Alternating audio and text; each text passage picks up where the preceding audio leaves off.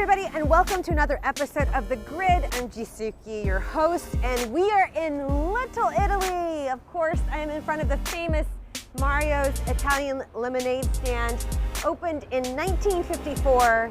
It is closed for the season, usually closes in September, and we gotta wait until May 1st for it to open up again. But we're gonna check out a bunch of other old school spots in Little Italy. And of course, we're gonna eat a lot. So get ready to manja, manja, manja.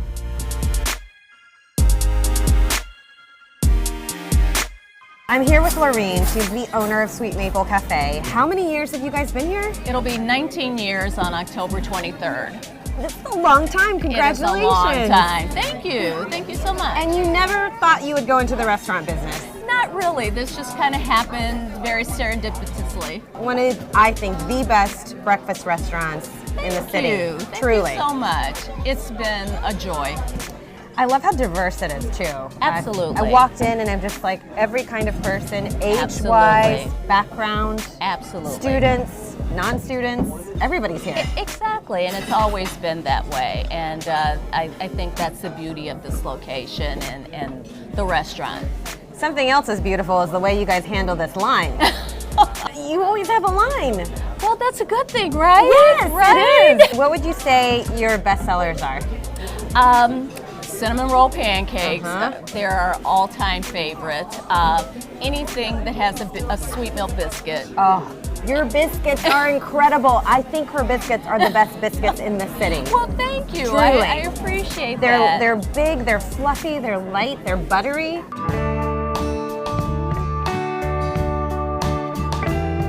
I wanted to learn a little bit more about Italian-American history here in Little Italy. So this is the man that knows everything. So Dennis, give me a brief history.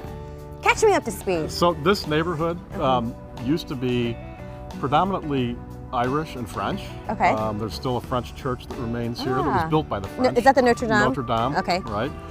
It became Italian when the large number of Italian immigrants came over. All immigrants that came to this community were attracted to it because of its proximity to the commercial district, to downtown. The Irish were here, the Irish Gold Coast, and then the neighborhood changed. The expressway system came in under the Eisenhower administration. The University of Illinois Chicago was built here. The Illinois Medical District was created in 1946, which took up a lot of the neighborhood. Describe Little Italy today. Like, how would you describe it?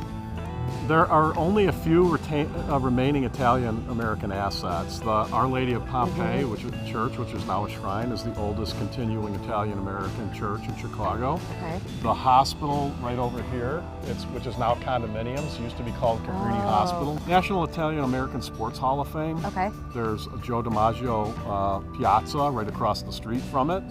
And that's really all that remains of the Italian-American sort of history in this community. Jane Addams, of course. Yeah, talk to me about that. Started here. She and the Hull House, right? Right. She and Ellen Gates Starr. They brought the Hull House movement, settlement house movement, from England to the United States. And again, the only remaining asset that is still around from that era is actually the Hull House Museum that the University of Illinois at Chicago.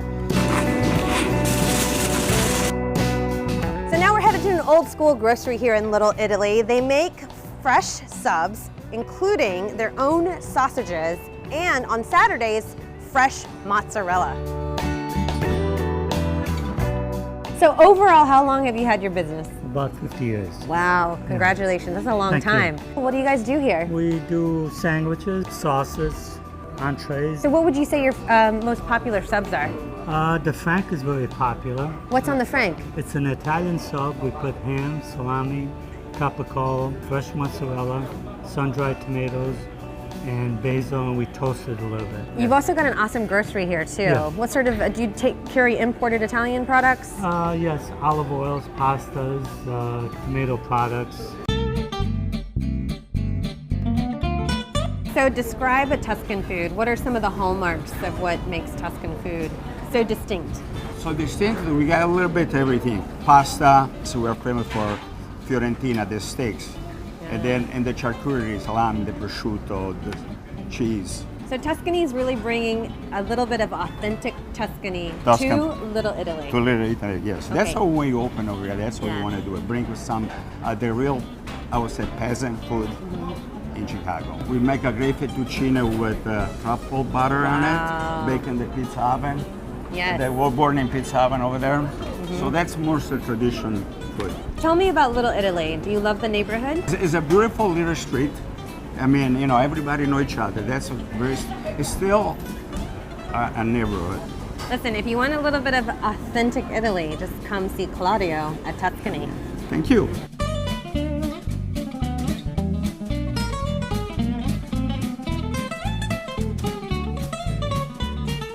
To find all of these places we highlighted in today's video, head to the Chicago Sun-Times website. See you next time on The Grid.